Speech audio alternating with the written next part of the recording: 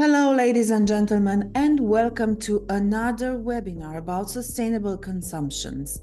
In today's webinar, we are going to talk about sustainable consumption of thermal energy, either is gas or solar panels, and recycling. And of course, we will offer some solutions regarding how to embrace sustainable behaviors for an eco-conscious life. Either is about behaviors that you already know, or it's about new behaviors that you can learn and you can apply on your daily basis in order for you to live an eco-friendly and eco-conscious life. So let's get started. In the first part of this webinar, we will be talking about what is sustainable thermic energy consumption, what is the real current context, and what might be 10 sustainable behaviors regarding the consumption of thermic energy. And I want to stress out the fact that either you live in a country that has 4 seasons or 3 seasons or 2 seasons, for sure there's a time during the year when you would like to warm up your house because it's a little bit chilly outside, or you might turn on the gas, the stove, in order for you to cook. And we will not be talking about how well do we cook, but we will be talking about how well or how aware are we at the present moment about how we use this energy. So let's get going. What we don't know doesn't hurt us, but questions arise when we think about what happens when we do know. And in a research conducted by Polytechnic University of Timisoara, financed by Norway grants, in this research, they found out some pretty interesting facts about the consumption of energy.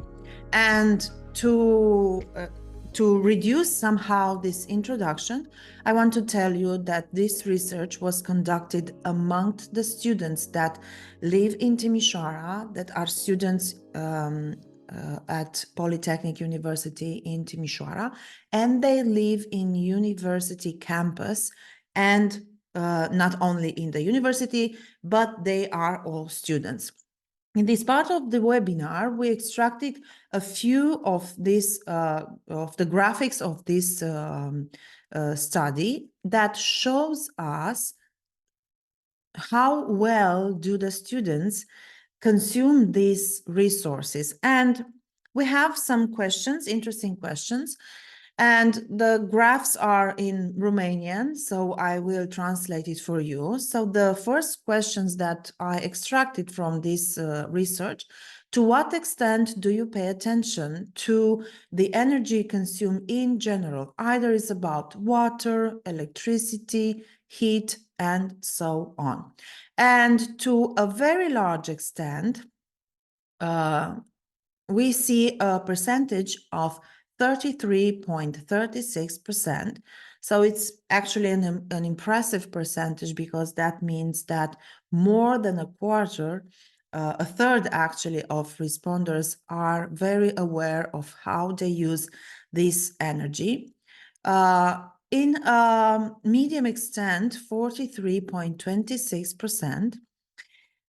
In small measure, 8%, 0.36, and to a very, very large extent, 12.46, right here, and in a very low measure, 2.56%. So the data that are shown in these graphs are actually good data, because to a large or medium extent, the students are paying attention to the way they consume the energy in general. Either is about water, electricity, and heat. Moving on to the next questions: how often do you use an electric radiator or an electric heater?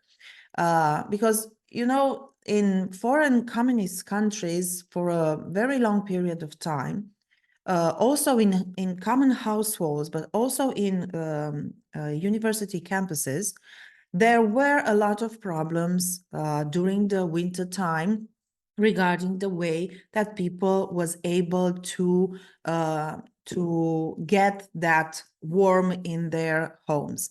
But fortunately, we live in a society where this problem for sure was solved. And the answers that are shown in this graph show us that a huge percent of 73.12% never use an electric heater. And that means actually that we live in a developed society where the central heating or a heating in the house with a little power plant, it's covering the necessity during the cooler times, either is late fall, the winter, or early in the spring when it's not that warm outside, so the walls are still cold.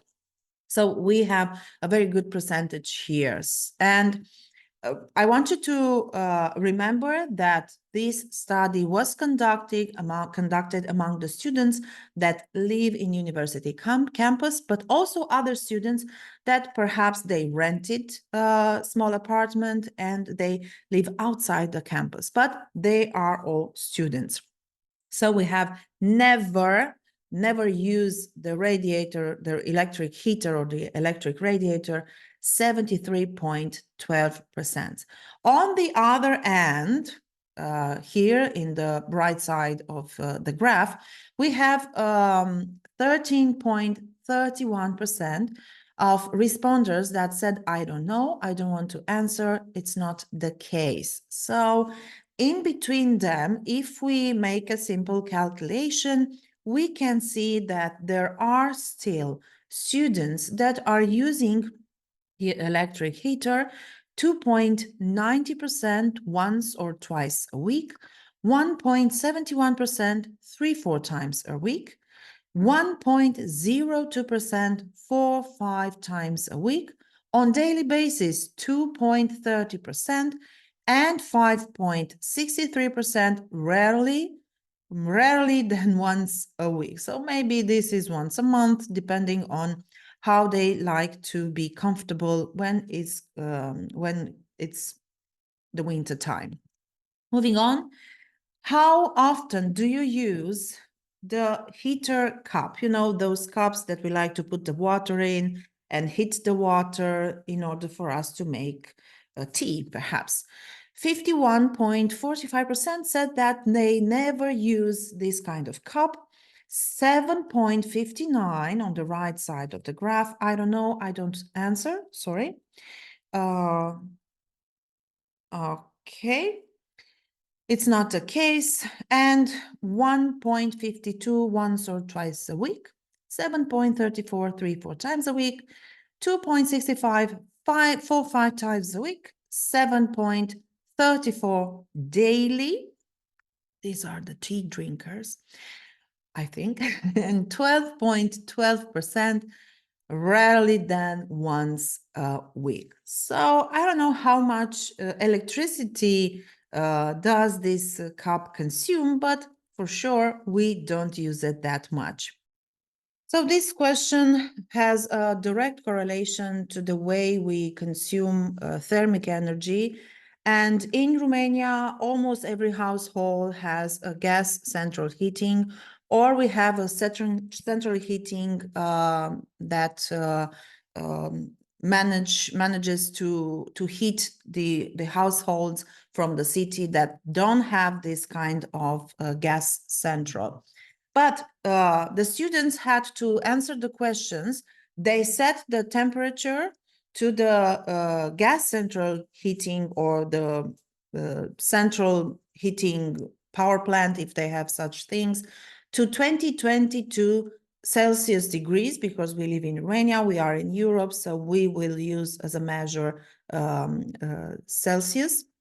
So they set the temperature in the central to 20-22 Celsius degrees in cold seasons. And if I feel like I'm chilly, I put a supplementary clothing with a long sleeve in order to get the comfort that I need. And somehow we can see that these answers were given by the students who live in university campus, because they don't have to set the temperature if they don't live in an apartment with the gas central heating. So we have 13.57% that say never, either because they're not interested, which I don't think, but mostly probably because they live in university campus. 8.02% rarely, 13.70% sometimes, 19.97% often, 22.27% always, and 22.44%, sorry, I don't know, I don't want to answer, it's not the case.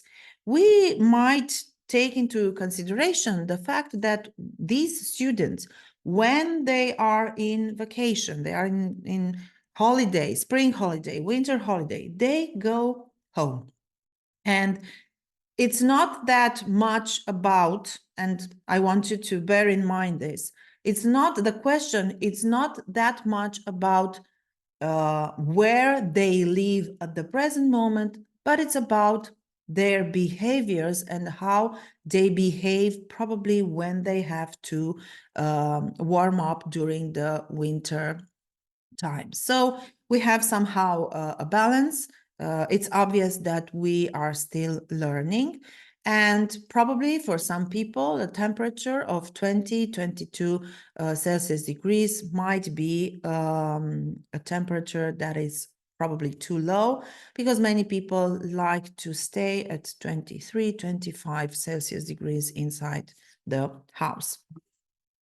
Moving on, I notify if I see some malfunctions to sanitary installations, water leakings, and so on.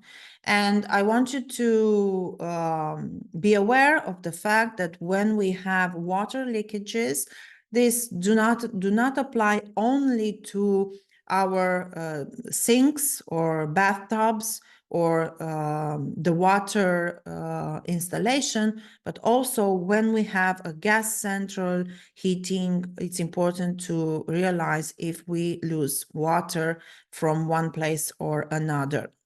We have a percentage of 54.61% of responders that said always.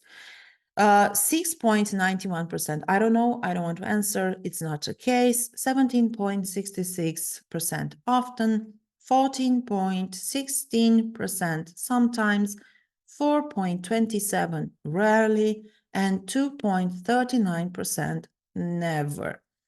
Moving on, we have to answer questions regarding what alternatives exist in reality and what impact could they have.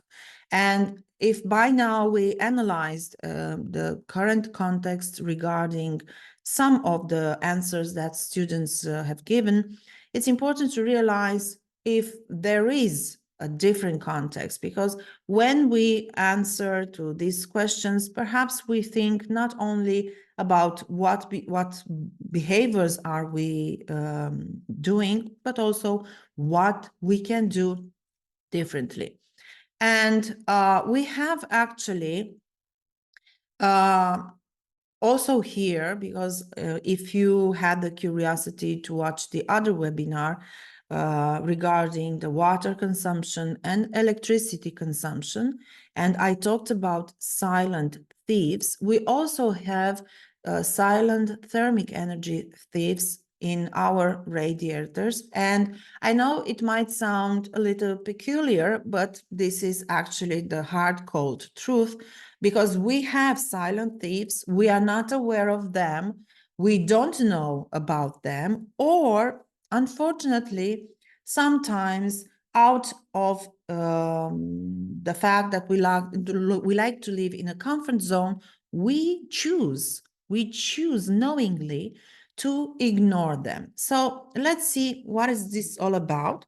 What could be a silent thermic energy thief radiator? And we have a clear situation. First of all, if we reduce the room temperature by 1 Celsius degree, this will help us save between 3 to 10% of our energy consumption, of our gas energy consumption, if you have a gas central heating. But also, if you have different thermic energy that you use for heating your house, perhaps you have an electric power plant. Also, when we reduce with 1 Celsius degree, this will help us save between 3 to 10% of our consumption. Also, it's important to have and to grasp a little bit about the information I'm going to give you, that during the warm season, spring, summer, early fall, when the heating installation has been off, it occurs an accumulation of air in certain areas of the radiators. And this in winter time will prevent the correct circulation of the heating agent. In the case of this type of radiator, the heating agent is the water that is inside this radiator. So once the heating installation is turned on, these air zones remain cold. So the heat efficiency of the radiator greatly decreases. So how will you know if you have a situation like this? Well, perhaps it happened to you. I'm sure about that during the winter times, sometimes, maybe not now, maybe during your childhood. When you touched the radiators, you felt somehow that the upper part of the radiator was warm and the lower part was cold. And it's not such a big issue. I want you to realize this, and I'm going to give you solutions immediately. I also prepared a demonstrative video for you to see how would you be able to resolve by yourself this problem. So bear in mind that this is not a huge problem, but considering the compounded effect and the fact that you want to have a certain temperature in your room or in your house, for sure this is a silent thief, because until you reach that temperature that you want, this radiator will work continuously in order for you to get your results. So this is the first indicator. When the radiator is not evenly warm, this means that you have accumulated during the warm season some air inside the installation. And unfortunately, we don't have to call a whole squad of professionals in order for us to solve this, but we can do it very easily, and I'm going to show you how. So let's move to 10 sustainable behaviors. Hold your horses. We are there already, but I want you to introduce these 10 sustainable behaviors, for an eco-friendly and eco-conscious life. And I'm going to start with home insulation. And it's important to know that now, perhaps if you're a student, let's say you don't have this issue, you don't have a house, perhaps you live in a university campus, perhaps you live at your parents' house, or perhaps you rented a house or an apartment. So this is not your problem, your home installation, but it should be. It should be, even if you rented a house, this should be a problem. And I can give you my personal example, because 10 years ago, I rented a house. The energy consumption was high at a point when the authorities decided, or the private companies that sell us the energy, the gas in our case, they decided to double the bill. So you can imagine why this was a huge problem, since in Romania we have like 5 months of cold, ugly weather. We don't see the sun. Fortunately, in the last years, the winters were a little bit more gentle, but we never know. So at that point, I stayed in a rented house, and I remember that I called my house owner, and he was an architect. he still is an architect, and I had a discussion with him. And when I told him that, you need to isolate your house because the walls are very cold during the winter time, and the temperature in the house is a little bit too low, and we don't want to stay in our bikinis in the house, but it's still a little chilly. And he was not very interested. And I want to help you to also find arguments in front of your owners, not your personal owners, house owners that you live in order for them to be more open to the idea of investing in their house.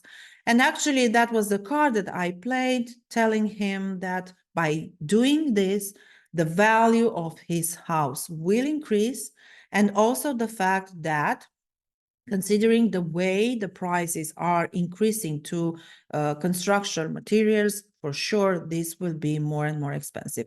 And during that year, he also changed the roof of the house.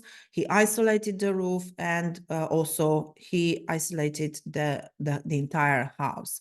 And this was a good investment, since then the bill of gas is manageable. It's not low because we still have cold winters, but it's manageable. And I know that because I talk to many of my friends that have that live in houses or in apartments that are not isolated, and their bill is with at least 35 to 50% higher than our bill. And you can see here that the image shows you that also you can isolate the roof, and you might think, well, why is that important? Where the ceiling, if it's not isolated, if the attic is not well isolated, the cold air from the attic that circulates will make your ceiling colder, actually. And I don't know how much physics do you know, but the warm air is going up. That is why balloons with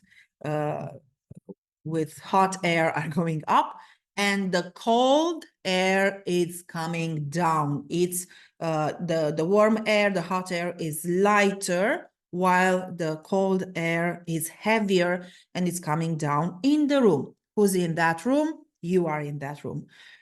Depending on the way you set the temperature, that cold air for sure will dictate how much gas your gas central heating will consume.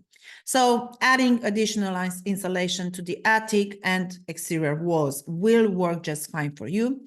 Using ceiling tape on windows, as you will see a little bit later, and doors inside the house, installing double glazed windows for better thermal insulation. And I want to stress out the fact that I'm aware that for now you might not need to do such actions, but in the future, when you will have a house or an apartment, either is rented or it's your own, you might have to take into considerations such measures in order for you to live an eco-conscious life, not only for the planet, but also for your budget. Checking and maintaining the heating system. We need to have some behaviors that regard regular cleaning of filters, annual verification of the boiler efficiency, and replacing all the equipment with high efficiency one. And this was somehow puzzling for me, why replacing all the equipment if it works. Yes, I talked to some experts in the field because I wanted to understand first for myself, and then for creating this amazing program about eco-conscious life. And one of the engineers told me, well, Eva, imagine that today you bought a new car. And he asked me what kind of car. And I said, well, I love Toyota. And he said, well, Toyota in the factory has a certain level of fuel consumption, right? And I said, right. Because that fuel consumption was done in certain conditions, when you took the car outside the factory and you put it on streets, that fuel consumption will rise with 10 to 20%. Right. Because you have different conditions, we have traffic lights, we need to give priority, we circulate with a certain speed, we like to drive a little bit faster or a little bit slower, and so on. So in the first years, we have a certain fuel consumption. How will be the fuel consumption after 10 years and 250,000 kilometers? And that at that point, when he addressed that questions, I understood that the equipment, by getting older, they not malfunction, but they tend to function a little bit harder. They have some difficulties. They don't warm up as fast as they did, and so on. And basically, even us, when we grow old, we are a little bit different, and we are replaced, also in our work environment. We tend to be replaced with people that are younger, faster, and we are asked to do other job requirements that we did when we were young. So checking and maintaining the heating system by doing this maintenance or verification tasks for sure will get you in control of the way you consume this energy. Using smart thermostats. I also used this eco-conscious behavior to water and electricity. And I said also that I love these gadgets because they allow us to adapt the environment to our necessities. So by having these kinds of smart thermostats, you can create different scenarios, starting with your behaviors, with your passions, with your schedule, and so on. So you can schedule temperatures according to the time of day and the presence in the building, thus avoiding unnecessary consumption. And scenario is actually what happens, truly happens inside the house while you are in the house and also while you are not inside the house. And I'm going to give you a very simple example. Let's say that everybody wakes up at 7 a.m. in your house and you are married, you have a child. Between the time 7 to 8, you do showers, you dress up, you do your makeup and so on. You prepare your child to go to kindergarten or to school. It doesn't really matter. Either way, at 8 o'clock, everybody is leaving the house. So the house is empty. So between 7 and 8 o'clock, perhaps you need 22, 23 degrees inside the house as a room temperature. But when you leave the house between 8 o'clock and let's say 1 p.m., you don't need 23 degrees or 22. Perhaps you can lower the temperature to 18 degrees so that you can consume less energy.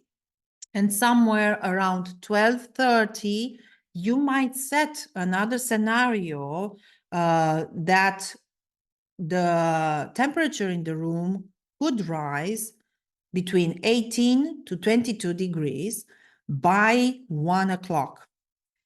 So you have basically a half hour to warm up your house. Why? Because somewhere after 1 p.m., your child is coming home from kindergarten or for school.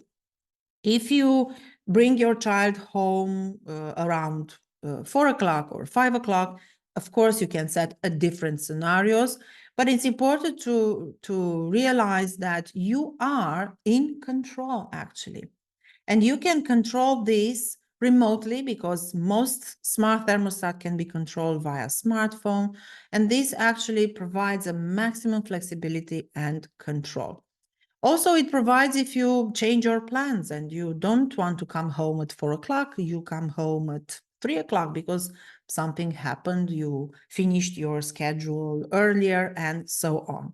So also, it's important to know that when we use central city heating, we have the same temperature in our radiators. And I remember that when I lived in an apartment that was heated by the city power plant, late fall, it was so cold inside the house because it was a rule that said that until outside there are 4 degrees, the city power plant will not start and they wouldn't heat our radiators. So during those weeks, because 4 degrees, it's so little, during those weeks, we used electric radiators and it was a problem. And then another problem would come up because the spring would come and for no reason, they still let the central power plant running and it was too warm inside our houses. So it was not a balanced situations. And I believe, in my opinion, that it was a lot of waste of energy in those moments. And also, it was very difficult. We realized later that in order to heat the power plant, it was a huge consumption of energy. And also, if the temperatures would rise, they had to turn off the power plant, and turning on again would mean a lot of consumption. So it was not an ideal situation. That is why I believe that having a personal central heating system, either it's gas or solar panels or geothermal energy or anything else, that infrared energy and so on, it's important in order to have control and to change the environment according to your necessities and preferences, because some people prefer to live in rooms that have 14, 15 degrees. Yes, it might sound a little bit weird, but I just want to stress the fact that also a scenario that you can add to your thermostat can be that during the night time, when perhaps sleeping in a cooler room, it's more preferable. And you want to add a scenario that says that in your bedroom, you have 18 degrees.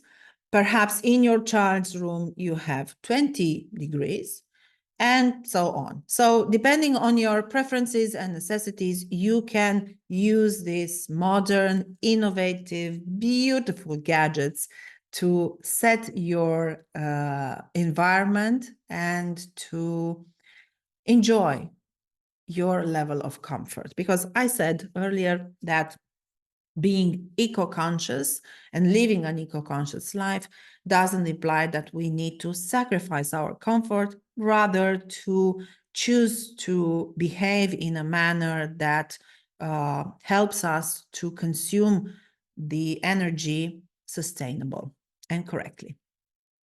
Sealing windows and doors, already I told you a little bit about this. Significantly reduces heat loss, decreasing heating demand. You can use special adhesive tapes or polyurethane foam. These are effective solutions for improving insulation and also eliminating air currents and accidental cold air inflows, drafts, increases the overall comfort of your home. And one objection that you might have is, well, we all have sealed doors nowadays. No, we don't. Many people live in countryside, they don't have. Other people live in historical buildings, bear in mind, and they are not allowed to change the windows or the doors.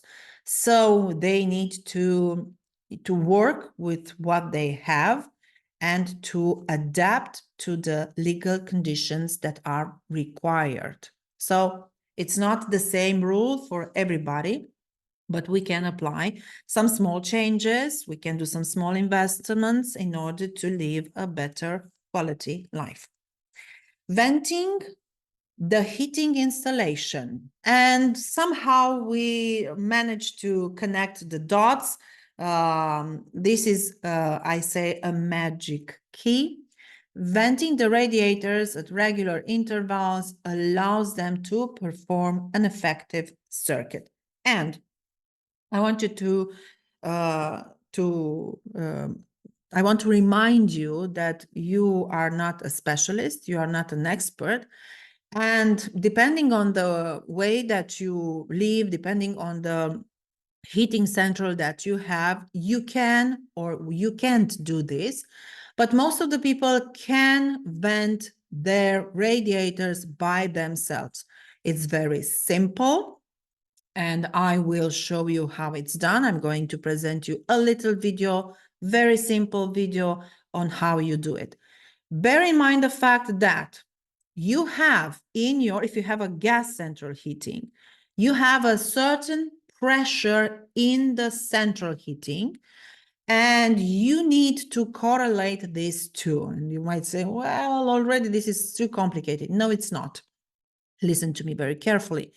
You can vent the radiators. So this is the first step, actually, venting the radiators. You can feel the fact that the radiators is not evenly warm. So this is the indicator that you need to vent the radiators, and you will see how it's done in a few minutes. But after we vent the radiators, we might see in the pressure dashboard of the central heating that the pressure of the water in the central is low, has lower down. Okay, so that is the moment when you either put some supplementary water in the central, if you know how to do it. If it's not your specialty and you don't know how to do it, this is the moment I advise you, after you vented the radiators, to call someone that will perform this task of rising the pressure inside your central heating. Either it's gas, either it's electric, either it's a boiler. You call some specialist. Don't do it by yourself. These are important installations that need to function properly. And in order for you to do that, you need to call a specialist.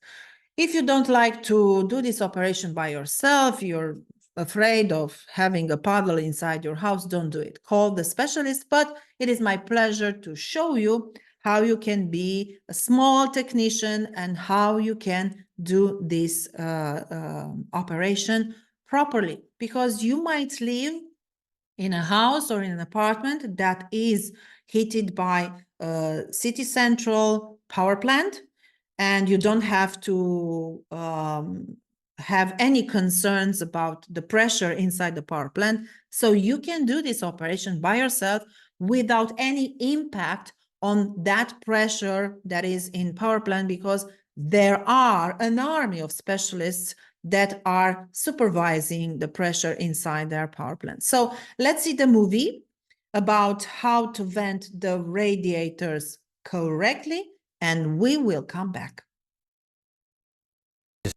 Hi, I'm Craig Phillips, and today I'm going to show you how to bleed your radiators.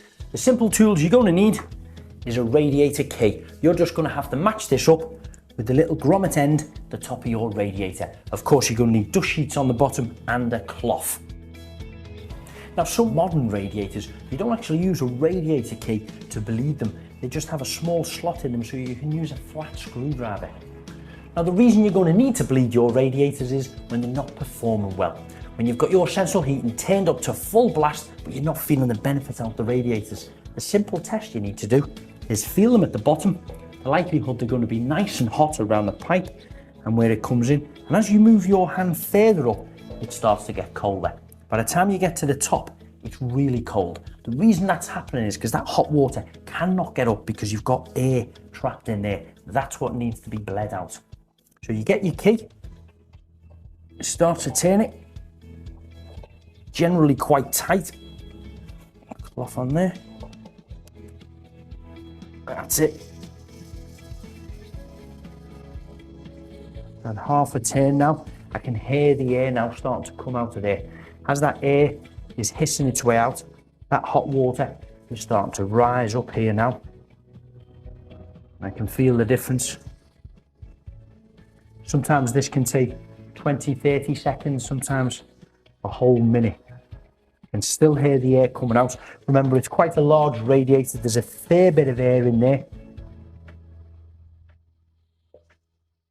Your cloth at hand, because at any minute now, your water will start to come out. And there it is now. You can see the water started to come out. All that hot water has worked its way up. There's no more air left in there. So of course you put your key back in, nice and tight, and turn that so it closes it back up. Make sure it's nice and tight.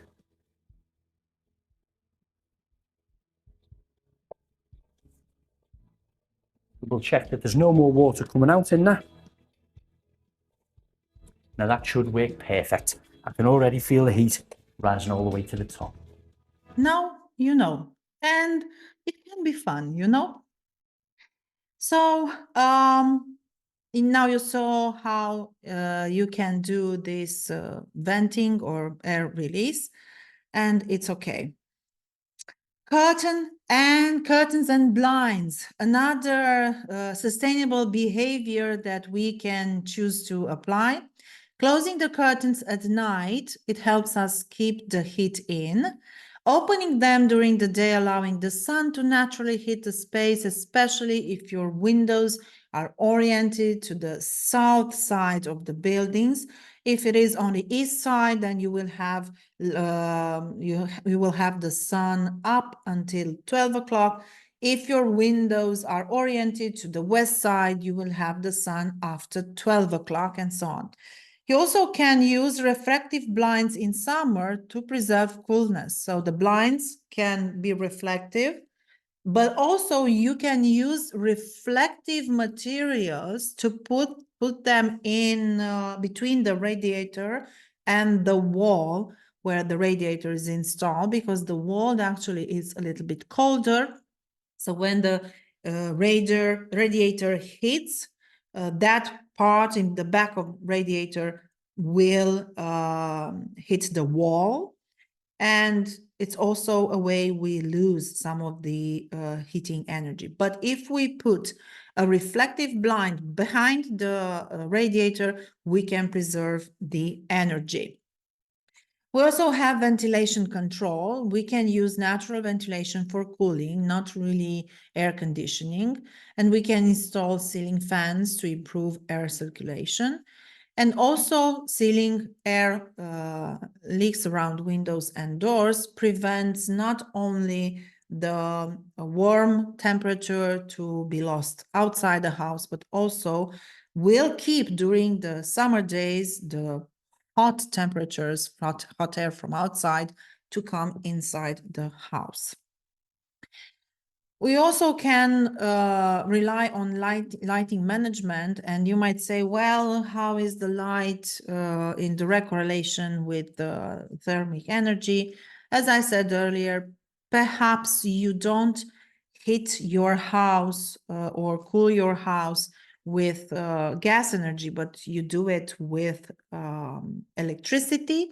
So it's important to also address a little bit this issue, because you need to save energy, all types of energy, if possible, when we talk about thermal energy, because during the summer we use anyway electricity in order for us to have a cooler air inside our house. So we can replace incandescent or traditional light bulbs with LED light bulbs. We can use motion sensors for outdoor lighting during the night, and also for inside lighting, because there are many people who don't like to have a total darkness in their house during the night, and they use some light that is always lit up, and it consumes energy, while having a sensory motion device will save a lot of energy. And also you can use timers to limit the operating time of the lights. Also, you can plan a cooking time. And again, why? It's important to realize that cooking, it has a lot to do. I mean, everything with the way we like to eat our food, taste, smell, and so on. But in order to achieve this beautiful, amazing result, we consume energy. Either we use a gas stove or an electric stove, or we use wood chips and so on. It's important to know that the time to cook it's having a direct impact on the consumption on energy consumption. So one advice I would give is covering parts on the stove to reduce cooking time. Also, you can use a pressure cooker or a slow cooker. Personally, I use, as much as I can, a slow cooker. And although, because we are a large family, and we cook all the time, and our pots are huge because we have so many mouths to feed, we use a slow cooker that consumes per hour the energy that is necessary for an LED light bulb to function. So the consume of the energy is so small, and the food tastes amazingly because it cooks at 60 Celsius degrees. And this means that all the nutrients are preserved inside the food. So we have multiple benefits by using slow cookers. And also, if you cook in the oven, you can cook several dishes at once in the oven. I would not advise necessarily to cook your desserts with your well butter with garlic steak, because then your dessert might taste like garlic. But you can do vegetables and meat inside. You can put vegetable and meats inside the stove and cook them, of course, different times with different temperatures and so on. Fortunately, if you do a small research on the internet, you will find stoves that allows you to cook multiple dishes at the same time. So bear in mind, you can also diversify the way you cook. And last but not least, education and awareness, because learning and sharing energy saving practices within the family will help you save energy. You don't have to be the only one who does sustainable, eco-conscious behavior. You can share your knowledge, you can share your experiences. You also can participate in community energy efficiency programs and learn from others and share your knowledge with others. And you can track your own consumption through mobile application or smart devices. And I want you to give you some examples of the way some of the cities manage to reduce the energy consumption.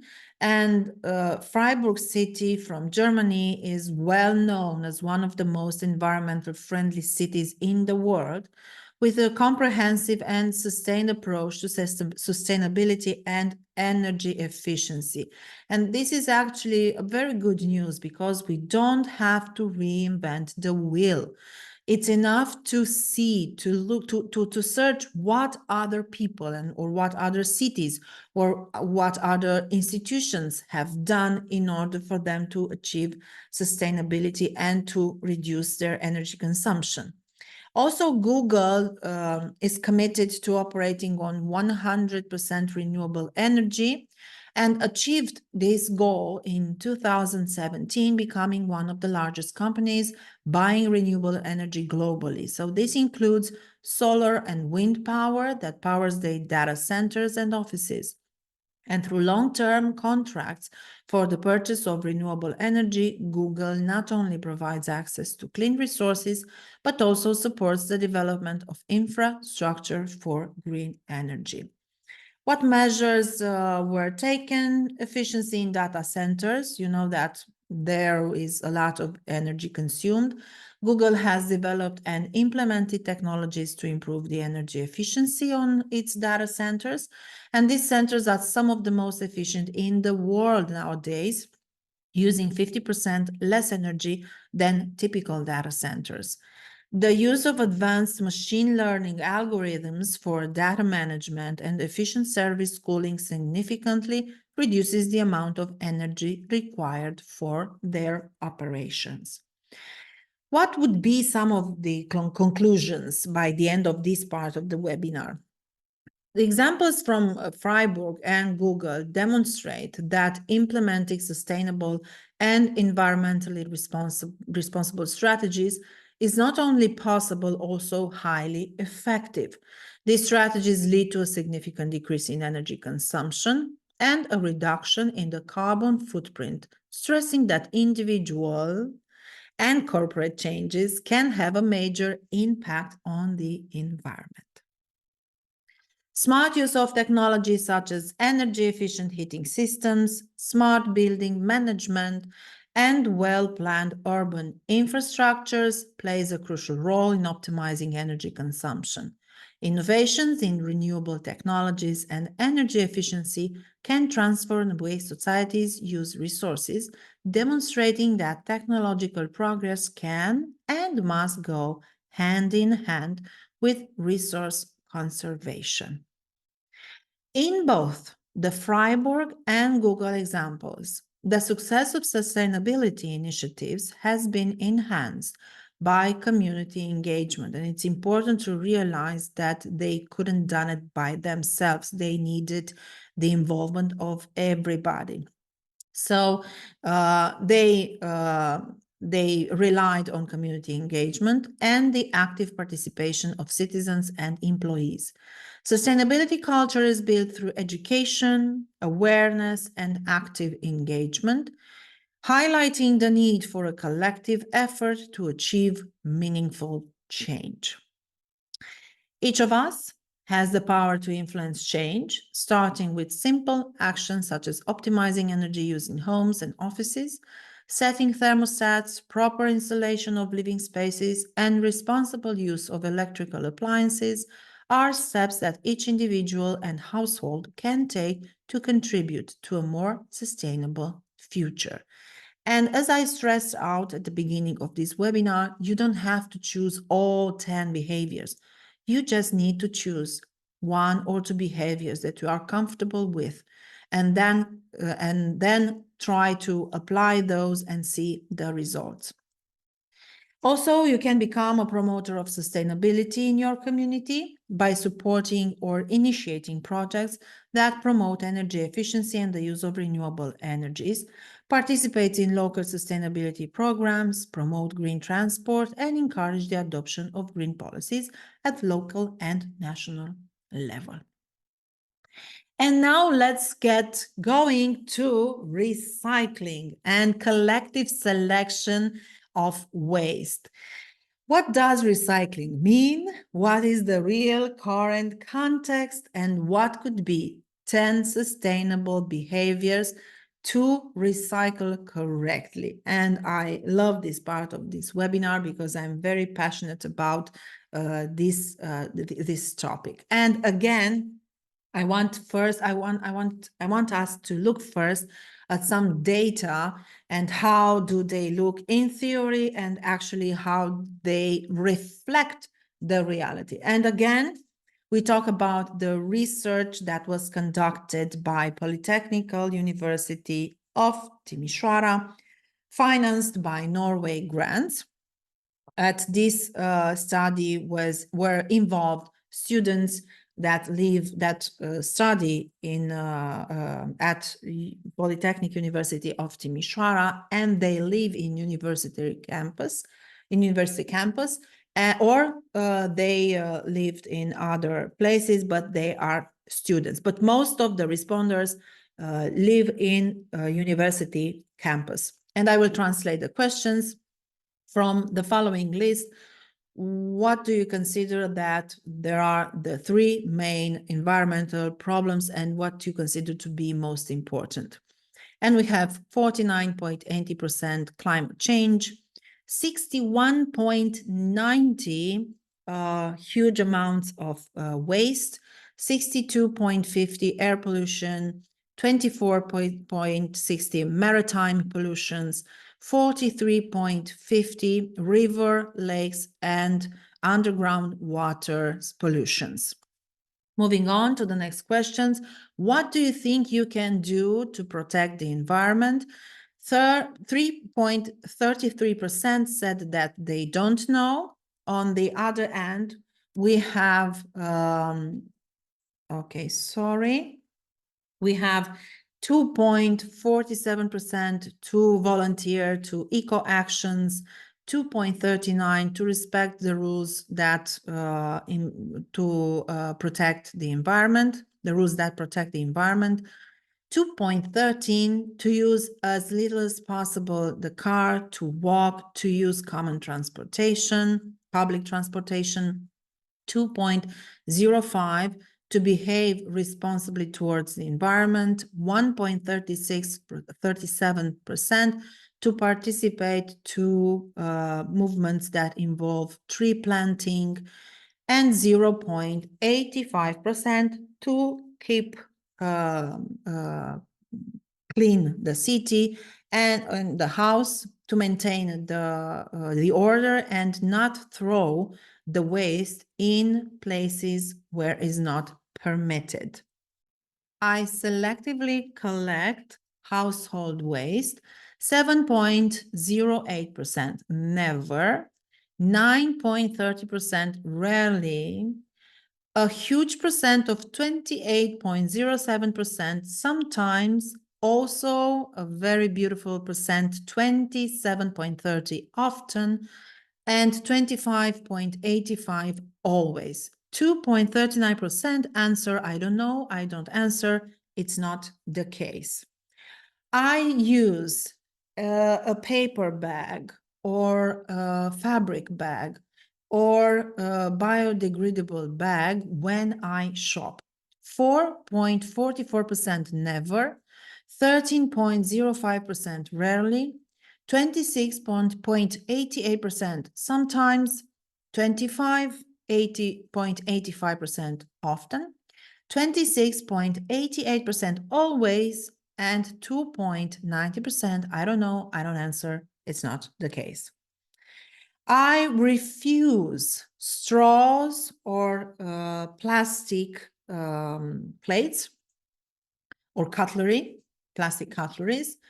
22.18% never, 17.92% rarely, 23.38% sometimes, 16.64% often, 13.05% always, 6.83% I don't know, I don't answer, it's not the case. And it's important to answer again the questions. What alternatives exist in reality and what impact could they have? And I want you to grasp a little bit, perhaps a new idea for yourself, or an idea that you might have an idea. You might have guessed something, but you don't know precisely how much is the household or the waste per person per year. And we have actually a statistics that was provided by European Environment Agency, EEA, that says that we do between 48 and 70 kilos per year of paper waste per person, okay? We do plastic waste roughly 100 kilograms per year, and food waste between 95 and 115 kilograms per year. I don't even want you to look at the big numbers. Just imagine how would 48 kilograms of paper, 100 plastic, and 95 food waste would look like if you had to store it in a room. And when you put this into this perspective, you can realize actually that it's around 250 kilograms of waste. It's a huge number, and I don't want you to feel guilty about that, because myself included, I do this kind of this kind of waste probably. But as I said earlier, I did have an idea that it has to be a lot, but what that a lot meant, I did not know. But now I know. So let's see what could be and what are actually 10 sustainable behaviors for an eco-conscious life that you can learn today, or you can remember, and you can choose 1, 2, 3, maybe all of them, hopefully, to live a more healthy life and to leave behind you a cleaner planet, because each action that each one of us does has a huge impact on the environment or on the environment in time. Perhaps we don't see now the results, but with the compounded effect and the power of many, for sure we will see the results. Proper use of colored bins. It's very important because many people still don't know how to use them and still don't know what can be thrown in a certain bin and what cannot be thrown in a certain bin. Blue is for paper, yellow for plastic and metal, green for glass, brown for biodegradable waste. So make sure that the waste is clean and dry before you throw it into the proper bin, because it can contaminate the rest of the waste. Let's say that you put some plastic bag that was that had some meat in it. I know that that is biodegradable, the meat, but you don't have meat inside. You actually have all kinds of residue that will make almost impossible the correct recycling of the plastic. So it's important to put the waste clean. If you cannot clean it, do not put it in the bin. Put it in the non-recyclable waste bin if you have, such as food or sanitary waste, because we might have sanitary waste. Moving on, here we have an image that basically structure the way we should select our waste. And this is in Romanian actually, but I challenge you to do a little bit of work and to search for this kind of information that enables you to realize what can you throw in a garbage bin. For instance, when we talk about glass waste, we can collect here bottles and jars, but it's important to not throw light bulbs, mirrors, or any kinds of glass that is very resistant to high temperatures. You also here in this plastic waste bin, you are not allowed to throw syringes, plastic toys, and I must confess that I was somehow puzzled, why not?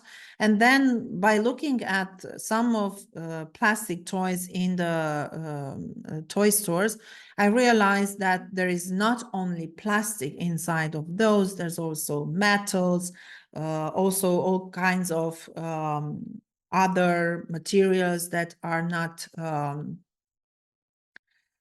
how can I say, are not necessarily plastic anyway, and so on. Reduction of disposable consumption. You can use cloth bags, textile bags, reusable water bottles, and metal cutlery. Buying products with minimal or recyclable packaging, understanding the environmental impact of single-use items and their long-term effects. And I want to show you something. It's important to see an elegant solution that personally I use in order to always be prepared, because nobody likes to do some shopping and then come out of the store with the shops inside their arms. I applaud the initiative of some of the cosmetic companies that have containers that can be refilled.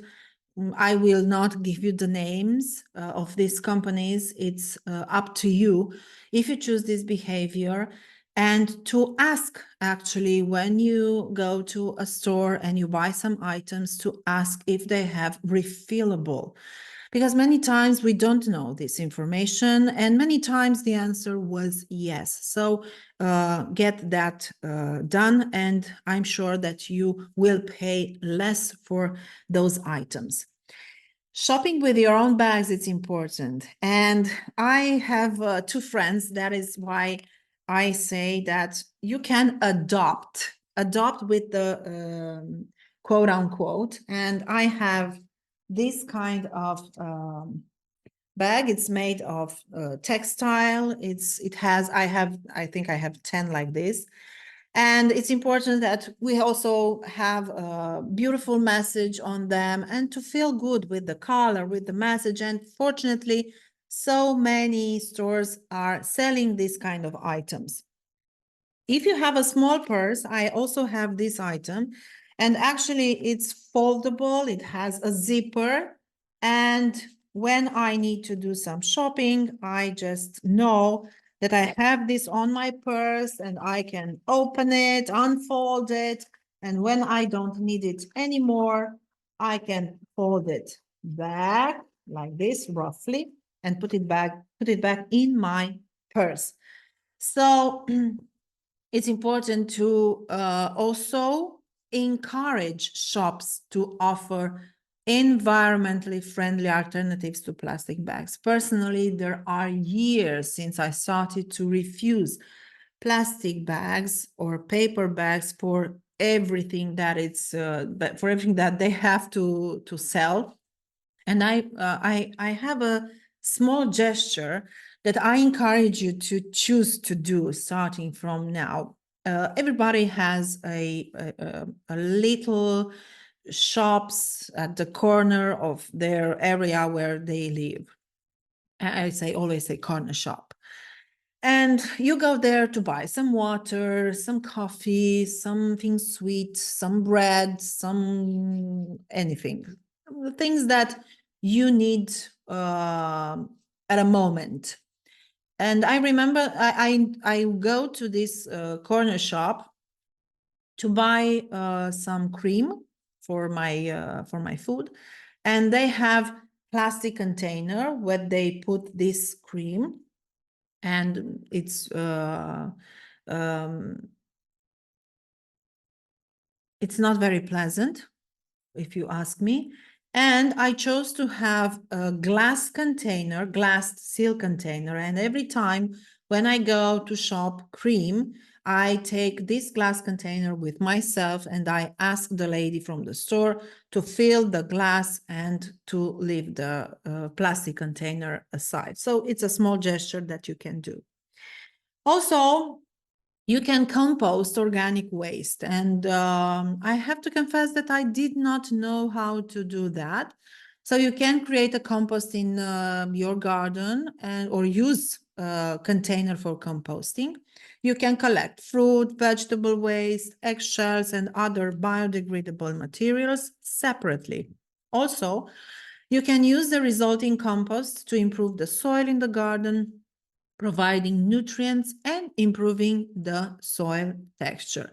And you might say that you live in a small apartment, you cannot do that. Yes, perhaps you're right.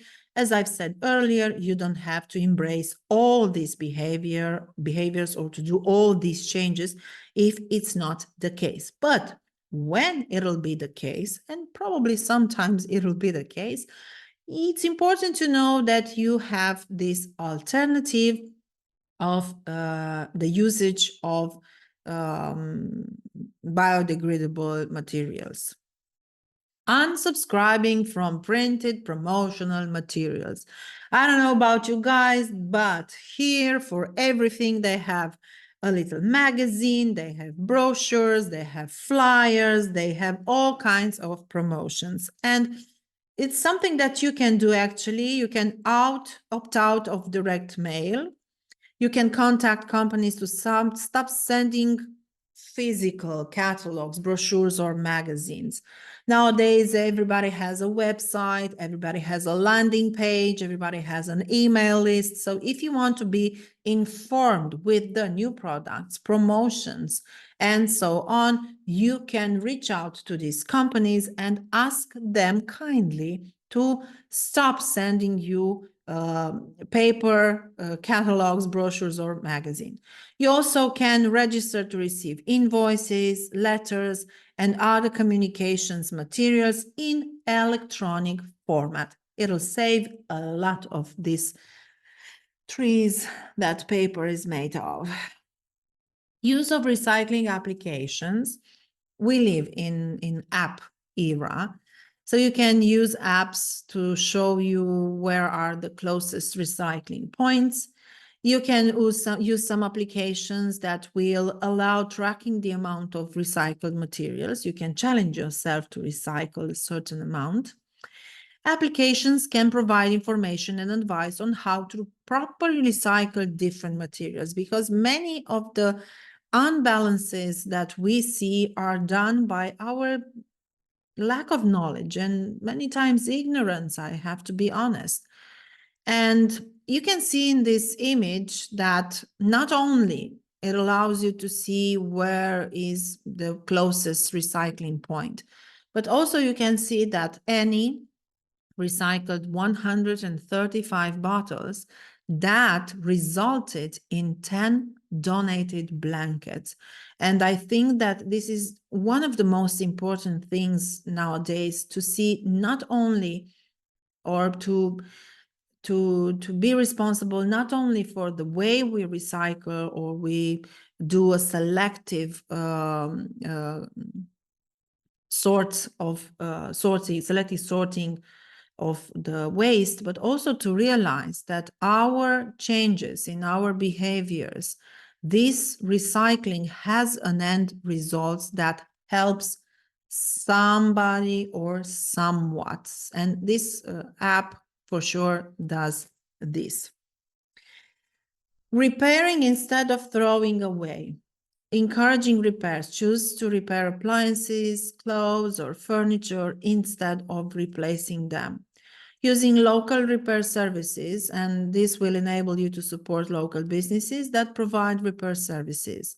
Actually, it's important to realize that certain jobs do not have to disappear only because we live in a very comfortable era, and we find in our proximity almost instantly some new appliance, and we can replace easily the one that it's broken because maybe some contact is malfunctioning. And if you don't believe me, when I say almost immediately, imagine that your coffee machine is broken. All you need to do is go to e-commerce store. You can put the item in your shop, you can pay it, and some courier will bring it to you in maximum 2 hours. It's happening already in Romania, and I'm sure it's happening in other states as well. Also, you can, if you want to be a little bit more active and if you want to have initiative, I challenge you to participate in or to organize workshops where people can bring their items to be repaired. Also, recycling electronic equipment is something that you can do, and you can use dedicated collection points for e-waste, awareness of harmless substances. Electronic equipment contains substances that can be harmful if not handled correctly. You can donate the electronic devices that you no longer use if they are still functional. Let's say you have a tablet that does not meet your requirements anymore, but it's still functioning.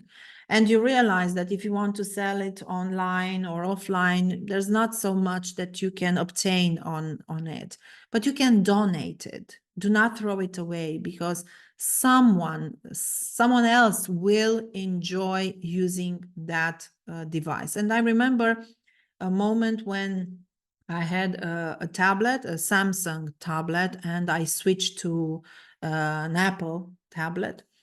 And that Samsung tablet was not used like for 2 or 3 years. And when I realized that I have some electronics that are still functioning well and I don't use them, I wanted to sell it. And the value was so minimum. And I said, well, for this kind of money, I think it's more viable to donate it. And to my surprise, in the first 30 minutes of posting an announcement on a website, someone called me. It was a dad that wanted to buy that tablet for his 3-year-old daughter, in order for her to watch some cartoons on YouTube. So he was very glad that I donated that tablet, and everybody was happy. So it's something that you can take into consideration. Donating unused items. And here we have all kinds of toys, clothes, books, and other items. You can donate these to local charities. Sharing with the community, participate in object exchange events in the local community. And if you say that you don't have these kinds of events, well, you might as well organize one. Be the change that you want to see in the world. And it's an opportunity to make yourself known for doing something for your community. Free of charge, do this event, and you will see how many people will come to this exchange. And it's tax-free after all. Also, you can do creative recycling, turn old objects into something new if they are not suitable for donation. If you lack imagination, that's okay. You can see all kinds of tutorials on how talented creative people transform their old object and give them some glam look, and they use them to purposes that we never thought of. And the last but not least, informing and educating others, organizing workshops and seminars, educate the community about the benefits of recycling. Also, you can distribute educational materials such brochures, videos, and other informative materials. And don't forget to be a personal example, be a model to follow in the practice of recycling in everyday life. And of course, we cannot finish this webinar without giving some concrete example. Zero waste. San Francisco achieved a recycling rate of over 75% in 2010, and still nowadays is one of the highest levels worldwide, and achieved this level by implementing an extensive program of recycling and composting. The impact, of course, a significant reduction of waste sent to landfills and reduction of methane emissions from landfills. Repair cafes in Amsterdam, in Netherlands. In Amsterdam, repair cafes offer spaces where volunteers help the community repair items ranging from electronics and home appliances to clothes and bicycles, thus prolonging their lifespan. What was the impact, and still is nowadays? Reducing the consumption of new resources, minimizing waste, and encouraging a sustainable lifestyle. And let's see actually how it's done, because you don't get to see nowadays only in Amsterdam such coffee repair shops. You get to see them all over the world. And I'm going to share with you an example from the UK, I think. And let's see what is actually happening inside these repair cafes. I've always had a make, do and mend mentality. I just get a buzz out of helping people to repair things. I found out there was a new Friends of the Earth group formed, and I went to the first meeting. It was just revolutionary. It's from that really that the repair cafe was born. We've just got a bunch of people here with varied skills, and we all help people who bring in their broken things and we repair them for them. Just encourage people to reuse and recycle things. It reduces what goes to landfill, so it's a sensible use of Earth's resources. We've got a team of dedicated volunteers. There's about 25 of us. I think a lot of people don't have confidence to fix things themselves. The Repair Cafe brings together a load of people who have got that confidence and some skills and tools. And people realise you can fix things. More importantly, they can fix things themselves. I think the whole concept of repair cafes started in Holland in 2007. So that was the very first cafe, and there's now 2,000 worldwide. Repair Cafe Wales is a community interest company set up about 5 or 6 years ago, I think, is to support the concept of repair cafes. We feed all our information in after each cafe into a central database, and then they give us information of how many items we repaired. It's that moment where you hand something over and the light comes in their eyes. It's just very satisfying if you can mend something and somebody goes away very pleased with it. So it's all community driven. And I've not met anybody yet that's not passionate about what we're doing. One of my best buddies is Andrew. He can repair anything. Here, I repair virtually anything that isn't electrical. And sometimes it's about repairing things that mean a lot to people as well. One of the fixers mended my husband's head torch, which he passed away last year, so it reminded me of him, and I was really pleased to get it fixed. She was absolutely delighted that it was fixed because it was something with a load of memories with it, which is the point. And when I explained, you know, he gave me a big hug. And I know my husband would have really been pleased because he was the sort of person who always mended things. And one aspect of it is the cost of living. Most people can't afford to buy new things. Having a repair cafe helps out a lot with that. People don't have to pay to get their things repaired. It's a free service. Everyone just wants to do their part and help each other out. More than ever, I think it's needed. People find that they can't afford to buy new things, and it saves people a lot of money. Everyone just wants to do their part and help each other out. We don't always succeed, but people go away satisfied that they know the item can't be repaired. So when they shove it in the skip, they know that it's had the best shot. I just think we've been encouraged over the years to be a really wasteful society. It's a linear economic cycle, so you extract from the ground, you make something, and then you scrap it. The repair cafe gets over to people that we can recycle items. It supports the whole concept of a circular economy. Everything that you repair means something not being purchased, which is reducing the carbon footprint. As you have seen, it's not only energy saving, it's not only reducing waste, but it's also emotional uplifting. So let's draw some conclusions. You can commit to reducing your single-use plastic consumption. Start by refusing plastic cutlery, disposable cups and plates, and opting for reusable alternatives.